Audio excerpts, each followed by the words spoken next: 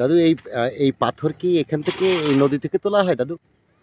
হ্যাঁ, এই নদী থেকে তোলা হয়। এই নদী থেকে তোলা হয়। হ্যাঁ। এই নদীর এই নদী থেকে আপনি তুলছেন এগুলো? হ্যাঁ, আপনার কয়জন মিলে তুলছেন এই পাথরগুলো? একাই। একাই তুলছেন? হ্যাঁ। এই নৌকার পরে উঠাইছেন, উঠানোর পরে এগুলো কি করবেন এখন, এই যে নিয়ে যাচ্ছেন কাঁধে করে? এইগুলা কাঁধে করে নিয়ে আমরা ডাঙ্গা থেকে এখান থেকে আবার মনে এইগুলা ভ্যানে করে স্টেশন যাবে।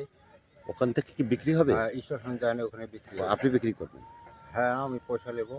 আপনি পয়সা পয়সা নিলে যা নেবেন। আমাদের ইনকাম হয়। কিভাবে বিক্রি হয়, কেমন দামে বিক্রি হয়? এটা সেফটি হিসাবে কত কত করে সেফটি বিক্রি করেন? 80 টাকা। 80 টাকা সেফটি। তা আজকে কত সেফটি মাল তুলছেন আনুমানিক? 12 12 সেফটি। 12 সেফটি মাল 80 টাকা, একটু কম হয়ে যায়, আরো 100 টাকা করে হলে ভালো হতো, হ্যাঁ, তাই না? দাম কমে গেছে তো। দাম কমে গেছে পাথরের? হ্যাঁ। ও আচ্ছা। তো দাদু একাই করেছেন আপনি? হ্যাঁ, একাই। মার্শাল্লাহ, একা একাই এগুলো, এই যে এই পাথর, এগুলো কিভাবে তোলেন একটু বলবেন? এগুলো আমাদের ওই যে লোহার হ্যাঙ্গার আছে, তো হ্যাঙ্গার দিয়ে মনে যে বোঝেন কি করে ওখানে পাথর আছে নদীর ভিতরে? রোদে গুতা দেখতে হয়। ও রড দিয়ে জোরে বলেন। বালুর তলে মনে দেওয়া আছে, তো বালুর তলে থেকে আর কি ওটা।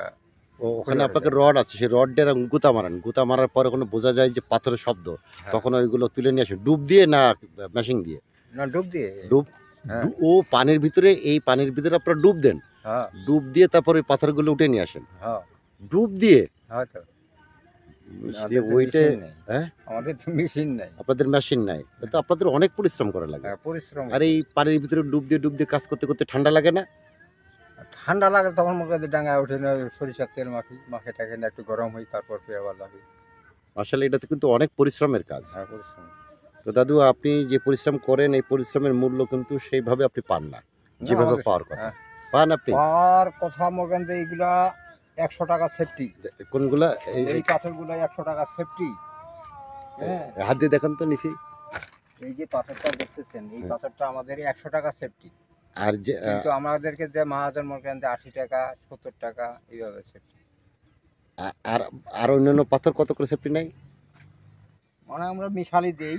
ও একবারে গুছিয়ে দিয়ে দেন, তাই তো? একবারে দেই। টোটালে দেওয়া উচিত ছিল 100 টাকা সেফটি, তাই তো? বর্তমান 80 টাকা 70 টাকা সেফটি। সেখানে মহাজন আপনাদের, হ্যাঁ, কিছু একটু লাভ রাখতে আমাদের। না তারা তো লাভ করবে, তারাও তো বিক্রি করে, তাই না? হ্যাঁ। নাম কি দাদু জানো? আমার নাম রফিকুল ইসলাম। আপনার নাম রফিকুল ইসলাম। আপনার বাড়িতে কয়জন আছে? আমাদের ফ্যামিলিতে 5 জন খানা। 5 জন। আপনি একাই পরিশ্রম করেন? একাই পরিশ্রম। একা পরিশ্রম করেন, এই হাড় ভাঙা পরিশ্রম করেন, এটা কঠিন হাড় ভাঙা পরিশ্রম। হ্যাঁ, তো আপনারা দেখতে পাচ্ছেন সম্মানিত সুধী দর্শক, আমি পাথর দেখাচ্ছি। হ্যাঁ, এইখানে এই নদী থেকে আরো আরো যে নৌকাগুলো আছে সব কি পাথর তোলে? হ্যাঁ, পাথর খাও বালু তুলে। পাথর আর বালু তোলে। এই বালি যে উপরে আছে, এই বালুকেই নদী থেকে তুলে। এই নদী থেকে তোলে। আপনি কি বালি তোলেন?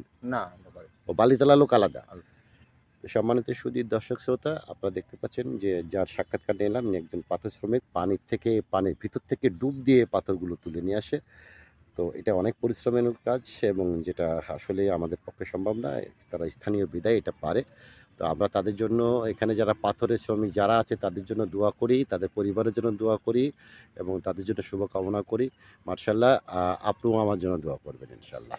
ধন্যবাদ আপনাকে।